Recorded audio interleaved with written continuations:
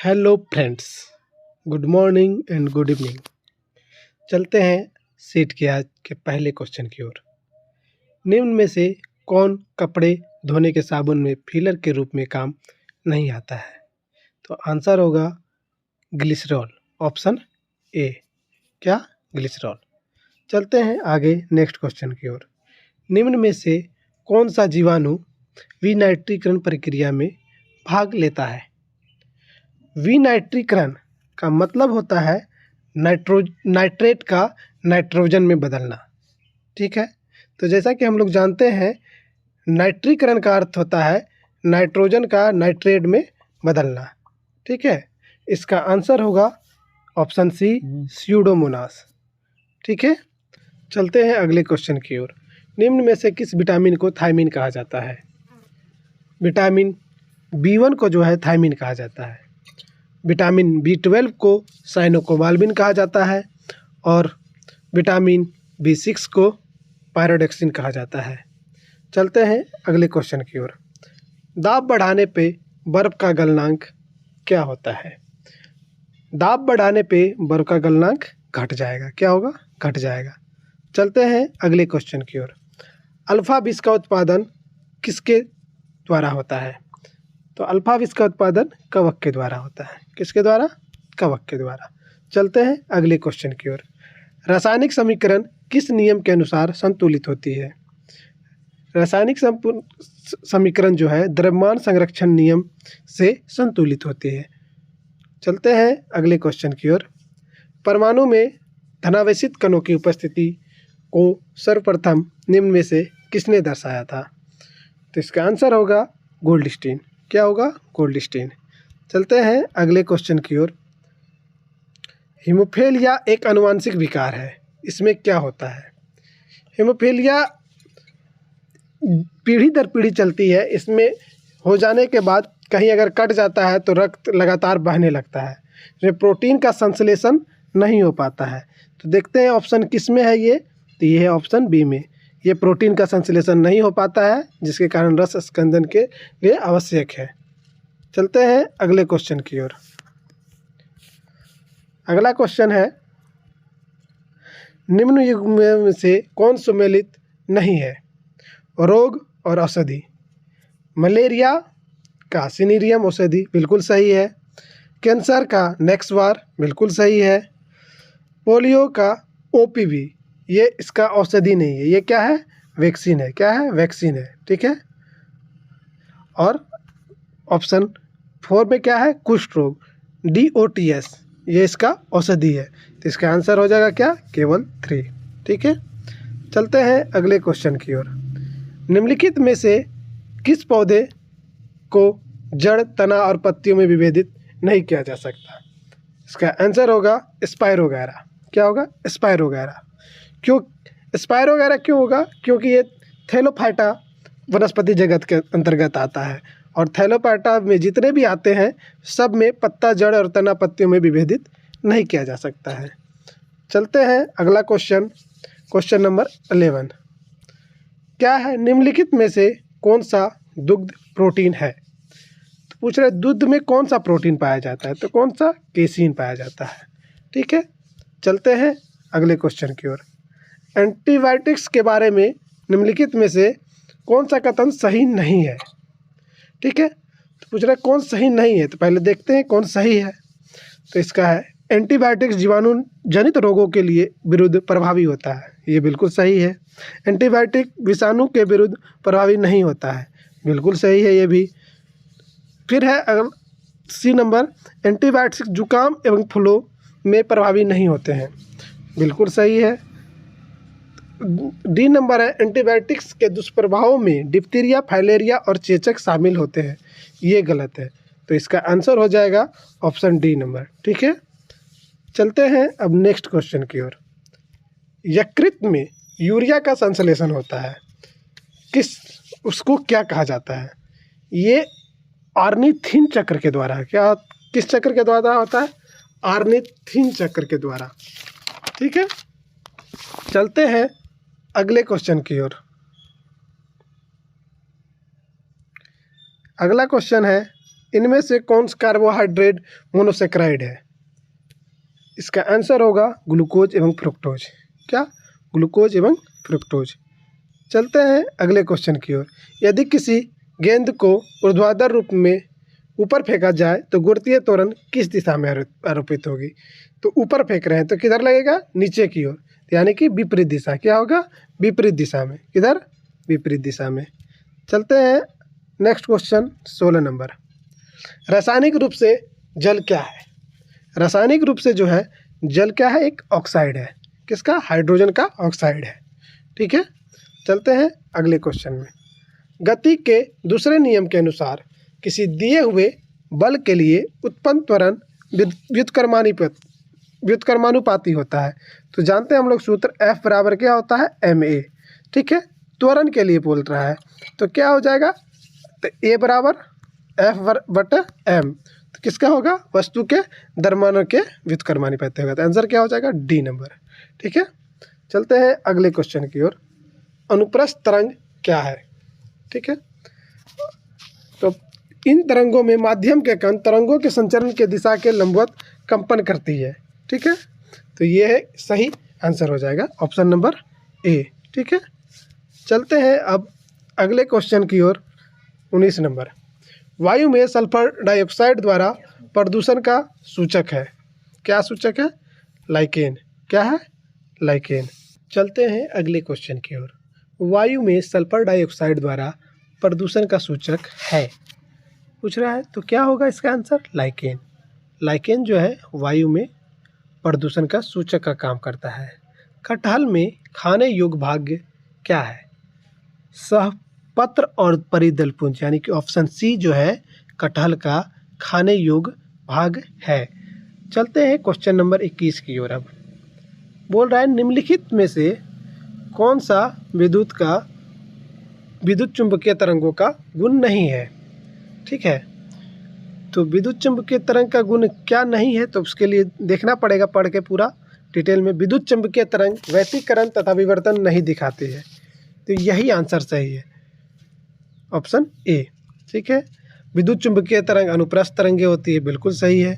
विद्युत तथा चुंबकीय क्षेत्र एक दूसरे के लंबवत होते हैं, बिल्कुल सही है। विद्युत चुंबकीय तरंगों को आगे बढ़ाने के लिए किसी माध्यम की आवश्यकता नहीं होती है, बिल्कुल सही है। चलते हैं अगले क्वेश्चन की ओर। रसायन प्रयोगशाला में उपयोग में लाए जाने वाले लिटमस प्राप्त होता है। लिटमस किससे प्राप्त होता है? तो लाइकेन से। किससे? लाइकेन से। बाह्य कर्ण का कठोर लचीला भाग बना होता है। किसका बना होता है? कर्ण का बाहर वाला जो भाग हिस्सा होता है तो वो है उपास्थि से बना हुआ। किससे? उपास्थि से। चलते हैं अगले क्वेश्चन। एक्वारेजिया में नाइट्रिक एसिड और हाइड्रोक्लोरिक एसिड निम्न में से किस अनुपात में उपस्थित रहते हैं? तो ये है 1:3 में। किसमें? 1:3 में। 1:3 में। चलते हैं अगले क्वेश्चन की ओर। 60 वाट का एक रेडियो यदि 50 घंटा चला हो तो उसके द्वारा कितना विद्युत ऊर्जा का उपयोग किया गया?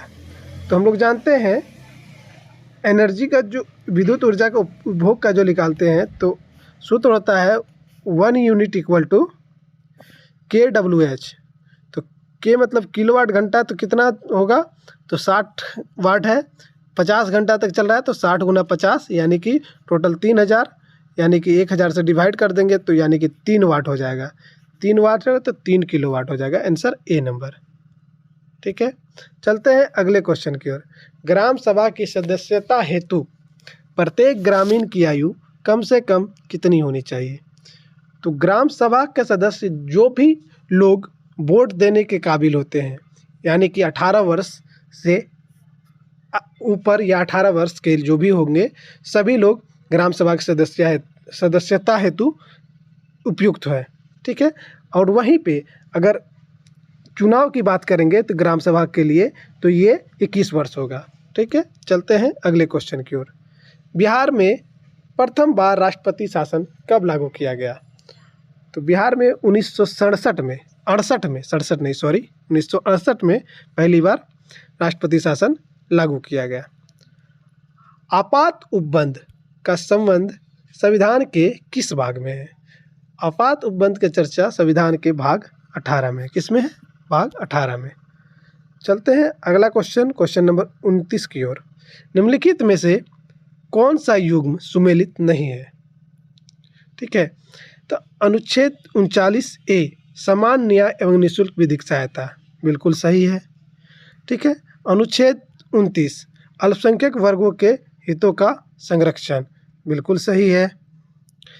अनुच्छेद 44 नागरिकों के एक समान सिविल संहिता बिल्कुल सही है।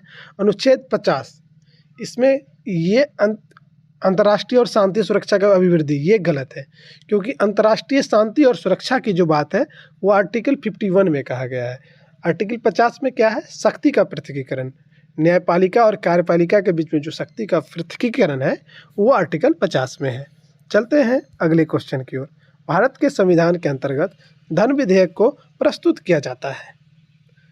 धन विधेयक को लोकसभा में प्रस्तुत किया जाता है। कहाँ पे किया जाता है? लोकसभा में। ठीक है, चलते हैं अगले क्वेश्चन की ओर। लोक लेखा समिति अपना रिपोर्ट किसे सौंपती है? लोक लेखा समिति अपना रिपोर्ट लोकसभा अध्यक्ष को सौंपती है। चलते हैं अगले क्वेश्चन की ओर।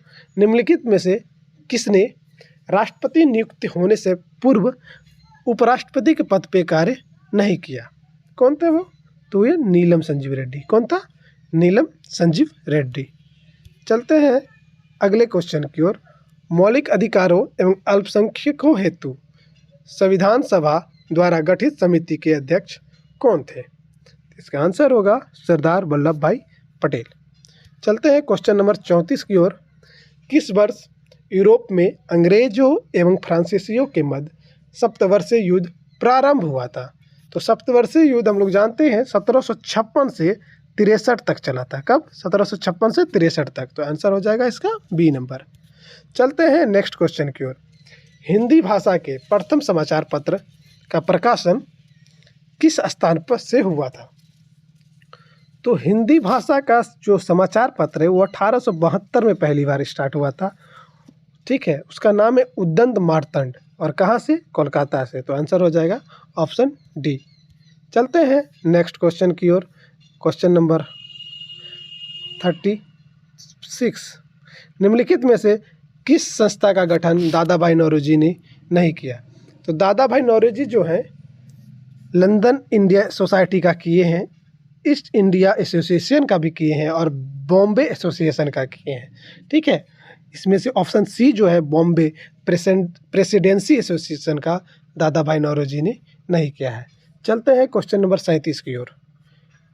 निम्नलिखित में से कौन सा 1931 के भारतीय राष्ट्रीय कांग्रेस के कराची अधिवेशन में हुआ था? तो मौलिक अधिकारों का प्रस्ताव पारित हुआ था, अधिक आर्थिक नीति का प्रस्ताव पारित ये भी हुआ था, गांधी इरविन समझौता का अनुमोदन ये भी हुआ था। तो इसलिए आंसर हो जाएगा ऑप्शन डी।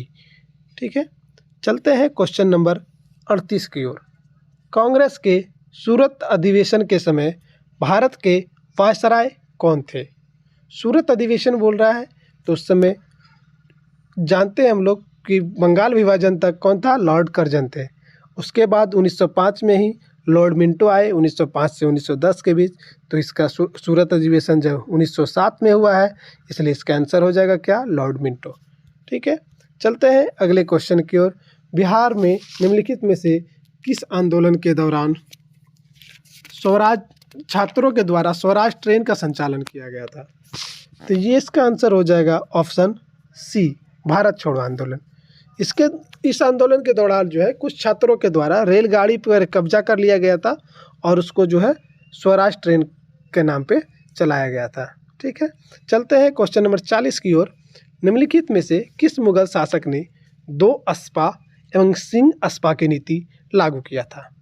तो वे कौन थे? जहांगीर थे। कौन थे? जहांगीर। चलते हैं क्वेश्चन नंबर 41 की ओर। सतनामी विद्रोह किस मुगल शासक के समय में हुआ था? सतनामी विद्रोह जो है औरंगजेब के टाइम में हुआ था। किसके टाइम में? औरंगजेब के समय में। चलते हैं अगले क्वेश्चन की ओर। ऋग्वैदिक काल में किस नदी को सर्वाधिक पवित्र नदी माना जाता है? तो सर्वाधिक पवित्र नदी जो है सरस्वती को माना जाता है। किसको माना जाता है? सरस्वती को। ठीक है, चलते हैं अगले क्वेश्चन की ओर। निम्नलिखित में से किस महाजनपद का संबंध बिहार से नहीं है। तो हम लोग जानते हैं जैसा कि अंग जो है ये है भागलपुर और मुंगेर के आसपास का एरिया, वज्जी वैशाली के आसपास का एरिया, और मगध जो है पटना और गया के आसपास का एरिया, और वत्स जो है ये उत्तर प्रदेश के कौशाम्बी में पड़ता है। तो इसका आंसर हो जाएगा ऑप्शन डी। ठीक है, चलते हैं क्वेश्चन नंबर 44 की ओर। निम्न में से किस शासक ने पाटलिपुत्र पर आक्रमण कर वहां से बुध का भिक्षा पात्र एवं एक अनोखा कुक्कुट अपने साथ ले गया? तो कौन था वो थे कनिष्क। कौन था? कनिष्क। चलते हैं अगले क्वेश्चन की ओर। ठीक है, क्वेश्चन नंबर 45। बेरोजगारों के सहितार्थ दिल्ली के निम्नलिखित सुल्तानों में किसने रोजगार कार्यालय की स्थापना की थी? तो कौन था वो था फिरोज शाह तुगलक। ठीक है, चलते हैं अगला क्वेश्चन 46 नंबर क्वेश्चन में पूछ रहा है उत्तर दिशा की ओर के क्रम वाले, उत्तर दिशा के क्रम वाले यानी कि नॉर्थ साउथ से ईस्ट नॉर्थ पूछ रहा है। ठीक है, साउथ से नॉर्थ पूछ रहा है। तो हम लोग जानते हैं सबसे ऊपर कौन सा है? काराकोरम। उसके बाद कौन सा है? लद्दाख। ठीक है, उसके बाद कौन सा है? जास्कर। उसके बाद कौन सा है? पीर पंचाल। ठीक है, उत्तर दिशा की ओर पूछ रहा है तो इसका आंसर हो जाएगा कौन सा? Option number B. कौन हो जाएगा? Option number B.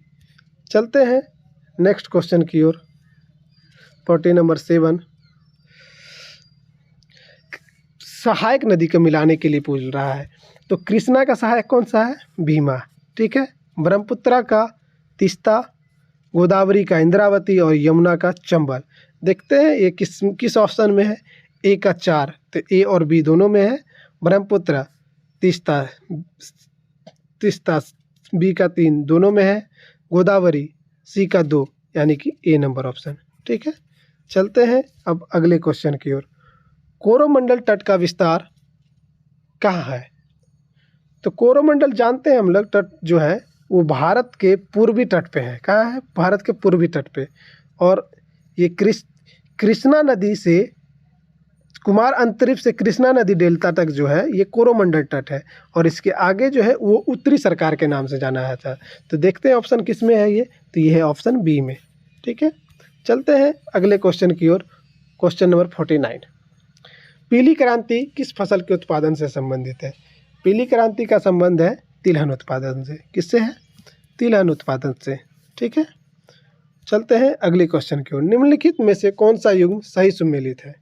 ठीक है, तो सही सुमेलित है बोल रहा है तो इसमें पहले देखेंगे सेमांग। सेमांग कहाँ है? मलेशिया का है। कहाँ का है? मलेशिया का। ठीक, तो ये गलत हो गया। बद्दू कहाँ का है? अरब मरुस्थल का है, तो ये भी कीनिया गलत हो गया। ठीक है, सकाई ध्यान नहीं आ रहा कहाँ का है। मसाई पूर्वी अफ्रीका, ये सही है। ये क्या है? ये सही सुमेलित है। ठीक है, अब चलते हैं अगली क्वेश्चन की ओर। भारत में निम्नलिखित में से कौन सा श्रेणी नवीनतम है? नवीनतम पूछ रहा है तो सबसे नवीनतम कौन सा? हिमालय है। और सबसे पुराना पूछेगा तो कौन सा है? अरावली है। कौन सा है? अरावली। चलते हैं अगला क्वेश्चन की ओर। एक चंद्र दिवस की अवधि कितनी होती है? तो एक चंद्र दिवस की अवधि कितनी होती है? 24 घंटा और 52 मिनट। कितना? 24 घंटा और 52 मिनट। चलते हैं क्वेश्चन नंबर 53 की ओर। सौभाग्य योजना। सौभाग्य योजना क्या है? तो गरीबी रेखा के नीचे जितने भी परिवार हैं उनको मुफ्त बिजली का प्रावधान करना। ऑप्शन नंबर सी, यही है सौभाग्य योजना। चलते हैं क्वेश्चन नंबर 54 की ओर। अटल नव परिवर्तन मिशन किसके अधीन स्थापित किया गया? अटल नव परिवर्तन मिशन जो है नीति आयोग के अधीन। किसके अधीन? नीति आयोग के अधीन स्थापित किया गया है। ठीक है, चलते हैं अगले क्वेश्चन की ओर। निम्नलिखित सूचकांकों में से कौन सा मानव विकास सूचकांक की गणना में सम्मिलित नहीं किया जाता है? तो पहले कौन किया जाता है ये जान लेते हैं। तो जीवन प्रत्याशा किया जाता है, प्रति व्यक्ति आय किया जाता है, शिक्षा किया जाता है। तो सामाजिक असमानता जो है वो नहीं किया जाता है। ठीक है, और ये कौन जारी करता है एसडीआई को? तो एसडीआई को जारी करता है यूएनडीपी के द्वारा। किसके द्वारा? यूएनडीपी के द्वारा। चलते हैं अगले क्वेश्चन की ओर। भारत में सेवा कर की सिफारिश किसके सिफारिश से लागू हुई? ठीक है, पूछ रहा है तो इसका आंसर हो जाएगा राजा जे चलैया समिति। कौन? राजा जे चलैया समिति के ही सिफारिश पे 1994-95 के बजट से ये आरंभ किया गया। ठीक है, चलते हैं अगले क्वेश्चन की ओर। भारत में नाबार्ड बैंक पुनर्वित्त उपलब्ध नहीं कराता, बोल रहा है। तो ये देखिए निर्यात आयात बैंक ये नहीं कराता है, क्योंकि बाकी जो है ये सब सभी कृषि ऋण को कराते हैं उपलब्ध, इसलिए आंसर सी होगा इसका। ठीक है, चलते हैं क्वेश्चन नंबर 58। सबसे अधिक स्थिर पारिस्थितिकी तंत्र का कौन सा है, पूछ रहा है। तो इसका आंसर हो जाएगा महासागर। कौन हो जाएगा? महासागर। ठीक है, चलते हैं क्वेश्चन नंबर 59 की ओर। इनमें से कौन सा खाद्य श्रृंखला का निर्माण करता है? तो सबसे पहले क्या हो जाएगा? घास। उसके बाद घास कौन खाता है? बकरी, आंसर बी। उसके बाद आदमी, यानी बी नंबर ऑप्शन। ठीक है, चलते हैं क्वेश्चन नंबर 60 की ओर। पूछ रहा है कि कौन सा वन्य जीव राष्ट्रीय उद्यान कहाँ पे है, किस राज्य में है? तो उत्तराखंड में कौन सा है? राजाजी। कौन है? राजाजी। असम में हो जाएगा मानस, उड़ीसा में सिमलीपाल और कर्नाटक में बंदीपुर। तो देखते हैं अब किस आंसर से मिलता है। तो एक का हो गया 2, एक का 2, 2 में है बी और 4 डी में। ठीक है, असम मानस यानी कि बी का 4 सिर्फ इस एक ही में है, तो आंसर हो जाएगा बी। चलते हैं अगला क्वेश्चन 61 की ओर। बोकारो स्टील प्लांट की स्थापना किस वर्ष की गई थी? कब किया गया था? 1964 में। ये रूस की मदद से किया गया था। किसकी मदद से? रूस की मदद से। किस देश की संसद का नाम फेडरल असेंबली है? तो फेडरल असेंबली जो है तुर्की का संसद का नाम जो है ग्रैंड नेशनल असेंबली है। ठीक है, फ्रांस का है नेशनल असेंबली और मिस्र का है पीपुल्स असेंबली। ठीक है, तो फेडरल असेंबली किसका है? स्विट्जरलैंड का। तो इसका आंसर हो जाएगा ऑप्शन डी, इनमें से कोई नहीं। पूछ रहा है अगला क्वेश्चन 60 नंबर। लाली वन्यजीव अभ्यारण्य किस राज्य में है? तो लाली वन्यजीव अभ्यारण्य कहाँ है? अरुणाचल प्रदेश में। कहाँ है? अरुणाचल प्रदेश में। ठीक है, तो बोल रहा है वन्यजीव सप्ताह मनाया जाता है।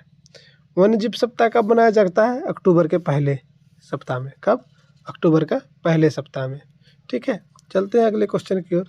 किस राज्य सरकार द्वारा हमर बेटी हमर मान योजना की शुरुआत की गई? ठीक है, कब किया गया? हमर बेटी हमर मान योजना कहाँ? छत्तीसगढ़ में। कहाँ पे? छत्तीसगढ़ में। ठीक है, चलते हैं अगले क्वेश्चन की ओर। स्मोक एंड एसिड पुस्तक के लेखक कौन है? इसका लेखक कौन है? अमिताभ घोष। कौन है? अमिताभ घोष। ठीक है, चलते हैं क्वेश्चन नंबर 67 की ओर। कॉर्पोरेट 2023 सैन्य अभ्यास का आयोजन भारत और किन देश के मध्य किया गया होता है? तो कॉर्पोरेट का अभ्यास का जो है ये आयोजन है जो है भारत और थाईलैंड के बीच हुआ है। कहाँ पे हुआ है? तो ये अंडमान सागर में। कहाँ पे? अंडमान सागर में। ठीक है, चलते हैं अगला क्वेश्चन 68 नंबर की ओर। ठीक है, तो 68 नंबर में क्या कह रहा है? वैश्विक शांति सूचकांक 2022 में भारत का स्थान कितना है? 2022 का पूछ रहा है। तो 2022 में कितना था? 135 था। कितना था? 135 था। ठीक है, अभी कितना है शांति में? 126 है। 2023 में कितना है? 126 है। ठीक है, चलते हैं अगले क्वेश्चन की ओर। ठीक है, 22वें विधि आयोग का अध्यक्ष किसे नियुक्त किया गया? तो 22वें विधि आयोग का अध्यक्ष किसे नियुक्त किया गया? ऋतुराज अवस्थी को। किसे? ऋतुराज अवस्थी को। चलते हैं क्वेश्चन नंबर 70 की ओर। अनवर इब्राहिम हाल ही में किस देश के प्रधानमंत्री नियुक्त किए गए? अनवर इब्राहिम जो है मलेशिया के प्रधानमंत्री नियुक्त किए गए। कहाँ के? मलेशिया के। चलते हैं अगले क्वेश्चन की ओर। विश्व स्वास्थ्य दिवस 2023 का थीम क्या है? थीम पूछ रहा है। तो इस बार का थीम जो था वो था क्या? Health for all. क्या था? Health for all. चलते हैं अगले क्वेश्चन की ओर। एशियन गेम्स 2022 का आयोजन कहाँ किया गया? एशियन गेम्स 2022 का जो आयोजन है ये चीन में किया गया है। कहाँ? चीन के हांगझाओ में किया गया है। इसमें भारत कुल कितना पदक जीता? टोटल 107 पदक जीता। ठीक है, और पैरा गेम्स में कितना जीता भारत? तो ये टोटल जीता 111 को पदक। ठीक है, चलते हैं अगले क्वेश्चन की ओर। भौतिकी के क्षेत्र में नोबेल पुरस्कार 2023 किसे सम्मानित किया गया? तो इसका आंसर हो जाएगा पियरे एगोस्टिनी किया गया है, फेरेक क्रांस इनको भी किया गया है, एनी एल व्हीलियर इनको भी किया है, इसलिए क्या हो जाएगा? ऑप्शन डी बिल्कुल सही। चलते हैं अगले क्वेश्चन की ओर। अपनी इंटरनेट सेवा शुरू करने वाला भारत का पहला राज्य कौन सा है? तो ये कौन है? केरल है। उसका क्या नाम है? के-फोन प्रोजेक्ट। क्या है? के-फोन प्रोजेक्ट के तहत केरल जो है अपने राज्य में पूरी तरीक़े से अब इंटरनेट शुरू करने वाला पहला राज्य बन गया है। ठीक है, चलते हैं अगला क्वेश्चन की ओर। बजट 2023-24 में केंद्र सरकार ने देश के कितने ब्लॉकों में आकांक्षी ब्लॉक योजना कार्यक्रम की शुरुआत की? तो इसका आंसर होगा ऑप्शन डी, 500। चलते हैं अगले क्वेश्चन की ओर। अगला क्वेश्चन हमारा मैथ का है। आप लोग इसका स्क्रीनशॉट लीजिए और आंसर को कमेंट में दीजिए। यहाँ तक आने के लिए आप सबों का बहुत बहुत धन्यवाद। मिलते हैं अगले सेट में।